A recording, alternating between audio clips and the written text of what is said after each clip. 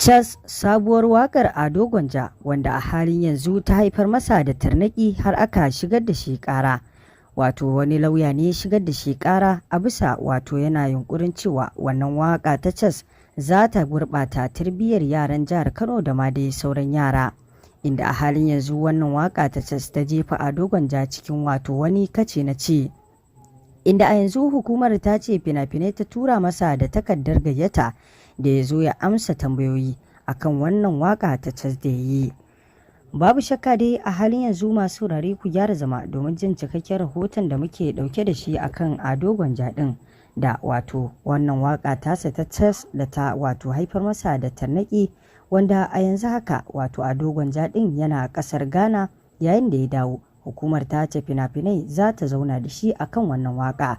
Kamar yadda kuka sani dai da fari an yi yunkurin a hana shi fitar da ita, amma ya fitar da ita a cikin dare. Shin wani hukunci za a ɗauka a kansa a dangane da wannan fitar da itan da ya yi? Ku biyo mu a cikin wannan rahoto domin jin cikakken wato yadda lamarin zai kasance. Ga cikakken rahoton.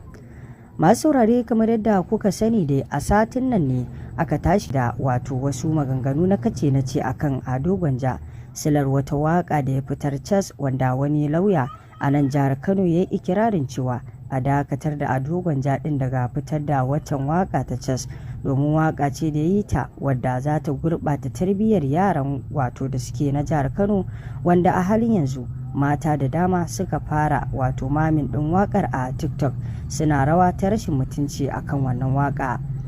An so a dakatar da Ado Gwanja din akan fitar da waccan waka, sai ya fitar da ita a cikin dare, wanda babu shakka wannan lauyan da ya kira a wato gaggauta hukunta Ado Gwanja din ya shigar da takardar korafinsa ga hukumar tace fina-finai, haka zalika ga hukumar Hisba domin a dakatar da Ado Gwanja din.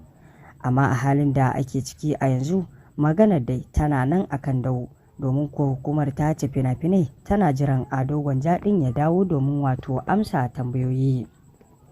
A gefe ɗaya kuma jama'a suna ta maganganu cewa ai maganar da ake yi na cewa a gurfanar da Ado Gwanja wannan ba hujja bace ba, kuma hakan bai kyautu ba.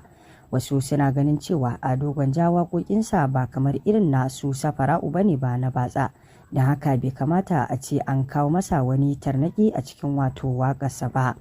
Inda wasu ke batun cewa ya kamata a je a kama irin su Safara'u da su da sauransu wanda suke irin waƙoƙi na batsa, amma ba Ado Gwanja ba. Duk da dai a hira da aka yi da Ado Gwanja a gidan rediyon Premier ya yi martani akan wannan batu da ake na cewa waƙarsa za ta gurɓata tarbiyya, inda Ado Gwanja ɗin ya ce charity begins at home, wato tarbiyya daga gida take farawa. Duk wanda ya bawa ɗansa tarbiyya to bayan da za a yi wani a waje ya gurɓata tarbiyyar ɗansa. To wannan dai shine a takaice rahoton da muke ɗauke da shi kan batun da ake na Ado Gwanja akan wannan waƙa tasa ta Cas, wadda a halin yanzu ake ta kace na ce akan ta. To a saurare me za ku ci gani da wannan rahoton? Mun gode.